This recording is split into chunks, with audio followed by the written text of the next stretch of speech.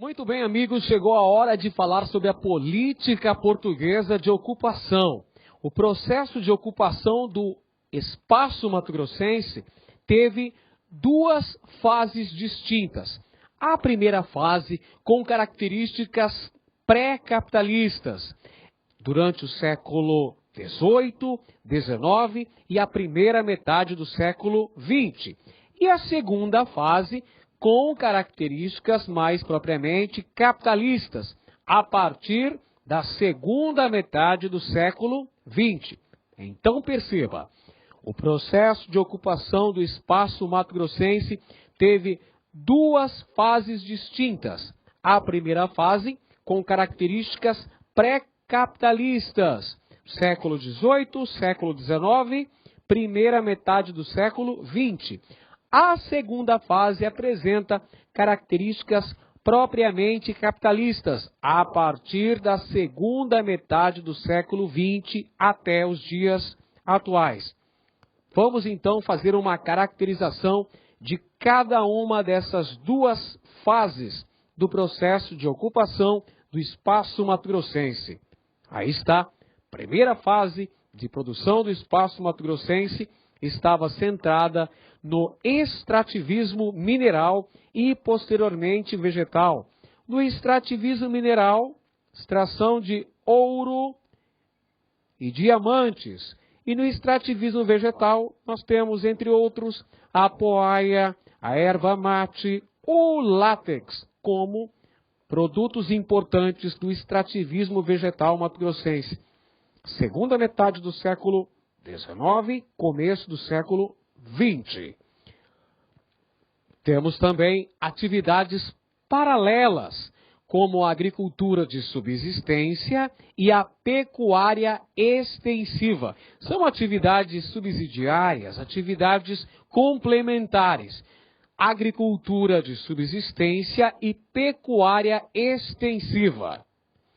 Já na segunda fase de produção do espaço mato-grossense, senhores, temos a inserção de Mato Grosso na economia de mercado, ou seja, na chamada globalização.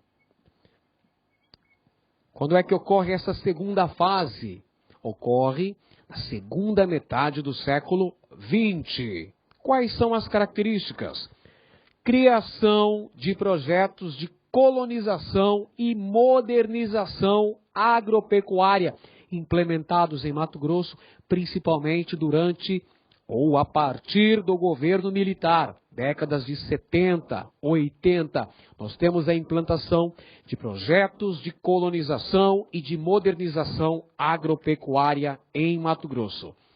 Agora veja, o traço comum a essas duas fases são os fluxos migratórios que dinamizaram a ocupação mato-grossense. O que seriam esses fluxos migratórios? A migração seria a formação de núcleos populacionais. No século XVIII temos Cuiabá, Vila Bela, Cáceres, Poconé, Rosário Oeste e demais núcleos populacionais. No século XIX, nós temos a consolidação de Corumbá, nós temos Ponta Porã, Campo Grande. E no século XX, nessa nova fase, na segunda fase de produção do espaço mato-grossense, nós temos o surgimento de cidades como Primavera do Leste e as cidades do norte de Mato Grosso, Sinop, Sorriso, Alta Floresta, Canarana, entre outras. Portanto, o traço comum entre as duas fases de produção do espaço mato-grossense, tanto aquela do século XVIII, XIX e começo do século XX, que é a primeira fase, e a segunda fase, que é na segunda metade do século XX, são os fluxos migratórios que irão dinamizar a ocupação de Mato Grosso. Pois bem, amigos, vamos falar então sobre o processo de ocupação do território mato-grossense. Esse processo foi iniciado nos séculos, atenção, séculos XVI e XVII. primeiramente pelos espanhóis. Afinal de contas, o território onde se localiza Mato Grosso fazia parte do domínio colonial espanhol, de acordo com as determinações do Tratado de Tordesilhas. Esse território cabia ao domínio colonial espanhol.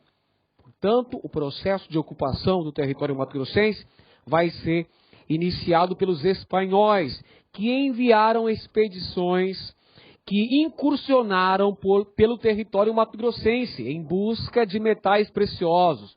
Chegaram até a região do Pantanal mato-grossense. Os espanhóis chegaram até a região que hoje conhecemos como Pantanal mato-grossense. Os espanhóis batizaram a região de Grande Laguna dos Xaraiés. Como eles não encontraram ouro, prata, pedras preciosas que sustentassem a sua política mercantilista, eles não se interessaram em colonizar essas terras. Depois, quem vai chegar em território mato-grossense são os bandeirantes. Então anote aí no seu caderno. O processo de ocupação do território mato-grossense tem início ainda no século XVI, com as incursões espanholas, que chegaram até o Pantanal mato-grossense. No século seguinte, século XVII, os bandeirantes atingem o território mato-grossense. Ao final do século XVII, chegam as primeiras expedições bandeirantes ao território mato-grossense. Entretanto, o processo de ocupação das terras mato-grossenses só foi efetivado no início do século XVIII, com a descoberta das minas auríferas cuiabanas. Temos 1719, com a descoberta das minas do Cochipó. E 1722, com a descoberta das lavras do Sutil, no córrego da Prainha, bandeirante Miguel Sutil. 1719, Pascoal Moreira Cabral encontrou ouro junto às margens do rio Cochipó.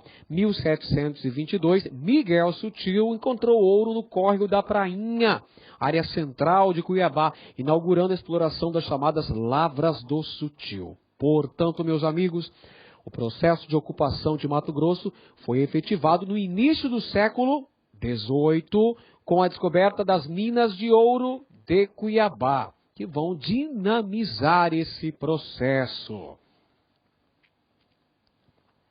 Vamos em frente. Com a decadência dessas minas, a população irá se dirigir para o oeste. Com a exaustão das minas cuiabanas, com a decadência das lavras do Sutil, os mineradores vão se dirigir mais para oeste, vindo descobrir ouro junto às margens do rio Guaporé. No Vale do Guaporé temos a descoberta de novas jazidas auríferas mato-grossenses ao longo do século XVIII. Muito bem, a mineração é a atividade que vai dinamizar a colonização de Mato Grosso ao longo do século XVIII. Esse é Alvar Núñez Cabeza de Vaca, que era um adelantado espanhol que ordenou as incursões em terras mato-grossenses ainda no século XVI. E os espanhóis chegaram até a região do Pantanal, que foi denominada de Grande Laguna dos Xaraiés. E a expansão bandeirante, vamos recapitular o que eram as bandeiras. As bandeiras eram expedições particulares que partiam da capitania de São Paulo e adentravam os sertões brasileiros em busca de riquezas. Riquezas, que riquezas seriam essas? Índios destinados à escravidão e pedras preciosas, metais preciosos. O ouro era o grande objetivo dos bandeirantes. Como nós vimos na nossa aula inaugural do início da colonização, haviam 3 tipos de bandeiras. Bandeira de caça ao índio, também chamado de bandeira de apresamento ou preação. bandeira de sertanismo de contrato e as bandeiras de mineração. Essas bandeiras foram responsáveis pela ocupação do território no interior do Brasil. Esses territórios que passaram a pertencer à coroa portuguesa quando da assinatura do Tratado de Madrid, de 1750, que efetivou a posse e o domínio colonial português neste território. Chegada dos bandeirantes em território mato-grossense, final do século XVII, com a fundação do Arraial de São Gonçalo Velho. Posteriormente, com a descoberta de ouro no rio Cochipó, ocorreu a fundação do Arraial da Forquilha, pela bandeira de Pascoal Moreira Cabral, 1719. A seguir, temos a descoberta das lavras do Sutil, no córrego da Prainha, 1722, pelo bandeirante Miguel Sutil. Aí nós temos a fundação de um novo arraial, o Arraial do Senhor Bom Jesus. Posteriormente, os bandeirantes, rumando em direção ao oeste, irão descobrir novas jazidas auríferas, que são as jazidas do Vale do Guaporé, região denominada de Mato Grosso, em razão da vegetação exuberante. Mato Grosso, essa região, Vale do Guaporé. Descoberta de uma nova área aurífera, como disse, no Vale do Guaporé. A seguir, nós temos a fundação de Vila Bela da Santíssima Trindade, em 1752, capital de Mato Grosso até 1825, quando o poder executivo foi transferido para Cuiabá. Então temos a fundação de Vila Bela da Santíssima Trindade para ser a primeira capital de Mato Grosso. A capitania de Mato Grosso foi criada em 1748. Temos, portanto, a criação da capitania de Mato Grosso. 1752, Rolim de Moura, o primeiro capitão-general da capitania de Mato Grosso, edificou junto ao Vale do Guaporé aquela que foi a primeira capital mato-grossense, Vila Bela da Santíssima Trindade. A mineração, no século XVIII, fez surgir vários núcleos populacionais. Várias vilas coloniais surgiram ao longo do século XVIII em razão da mineração, tais como Poconé, São Pedro del Rei, Poconé, 1781, e a nossa famosa Nossa Senhora do Livramento, 1730. Faremos agora uma análise do processo de reconhecimento do direito de posse destas terras, com a consolidação de núcleos populacionais durante o século XVIII. Primeiro núcleo populacional fundado em terras mato-grossenses foi Cuiabá. A seguir, nós temos a fundação de novas vilas em terras mato-grossenses, a exemplo de Vila Bela da Santíssima Trindade, a primeira capital de Mato Grosso.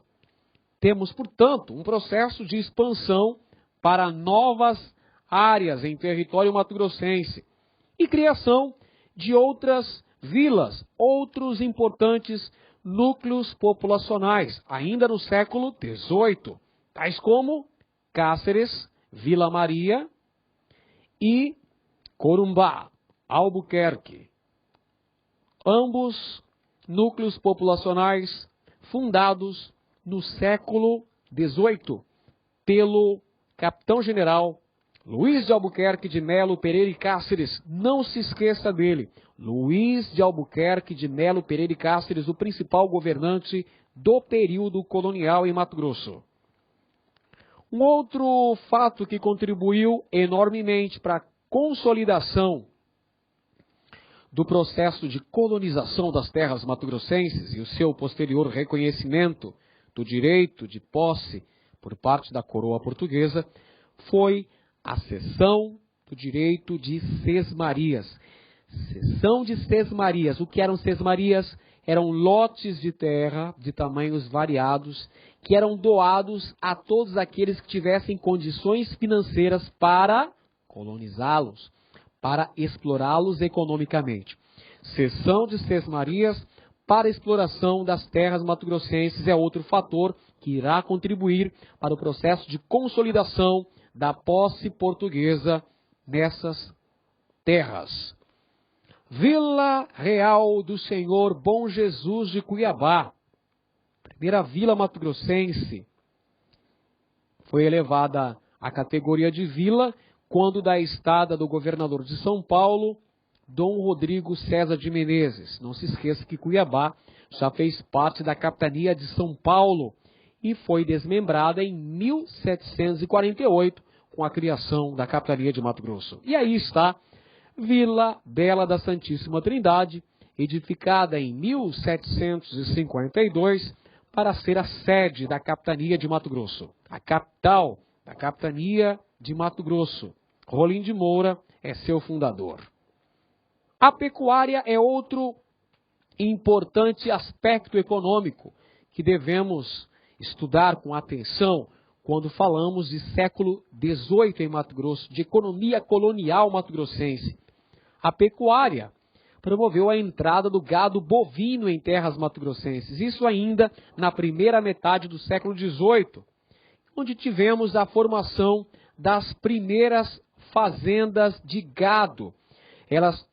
A criação de gado foi propiciada pela inauguração da Estrada de Goiás.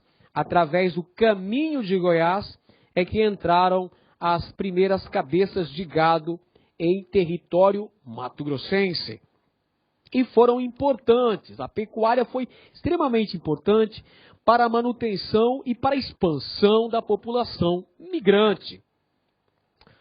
Um outro aspecto fundamental é compreendermos a fortificação da fronteira.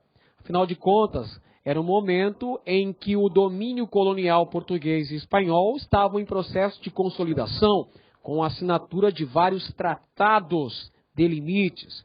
Para isso, se tornou extremamente necessário a fortificação, promover a fortificação da fronteira mato-grossense, com a instalação de redutos militares ao longo dos rios Paraná, Paraguai e Guaporé. E quem é que vai realizar esse duro trabalho? É o principal governante de Mato Grosso no período colonial, Luiz de Albuquerque de Melo Pereira e Cáceres, que irá instalar vários fortes militares ao longo da fronteira, com o objetivo de conter a reação espanhola e indígena ante a expansão das fronteiras políticas, para defender a fronteira oeste da colônia brasileira. Luiz de Albuquerque irá instalar vários núcleos populacionais e algumas fortificações militares, a exemplo do Forte Nossa Senhora da Conceição, 1754, às margens do rio Guaporé, atual estado de Rondônia. O Forte Iguatemi, 1767, às margens do rio Paraná, atual Mato Grosso do Sul. Forte Coimbra, 1775, margens do rio Paraguai, atual Mato Grosso do Sul. Forte Real Príncipe da Beira, 1776, às margens do rio Guaporé, atual território do estado de Rondônia. E em 1778, a fundação de núcleos populacionais. Vila Maria de Cáceres, atual município de Cáceres, a princesinha do Paraguai. E Albuquerque, atual município de Corumbá, Mato Grosso do Sul. Temos aqui fundação de núcleos populacionais para defender a fronteira. Vila Maria, uma vila edificada para facilitar o deslocamento entre a capital, Vila Bela da Santíssima Trindade, e a vila de Cuiabá, as duas principais, as vilas mais prósperas da capitania de Mato Grosso. E também ao sul, a fundação de Albuquerque, atual município de Corumbá, no Mato Grosso do Sul. Quem é que promoveu essas edificações? Luiz de Albuquerque de Melo Pereira e Cáceres. Esse é o cara. Vila Maria, às margens do rio Paraguai, atual Cáceres, foi uma cidade, um núcleo populacional, uma vila, fundada ao longo do século XVIII em Mato Grosso. Como é que se dá a definição das fronteiras coloniais? Se dá através da fundação de fortes militares e do estabelecimento de núcleos populacionais que promovem a dilatação da fronteira da colônia portuguesa na América. Princípio do uti possidetis. O território deveria pertencer a quem efetivamente o tivesse ocupado. Percebeu por que foi a preocupação portuguesa de estabelecer núcleos populacionais ao longo da fronteira? Para garantir o princípio do uti possidetis. E a doação de Seis Marias tem uma importância fundamental no processo de concretização da política expansionista portuguesa.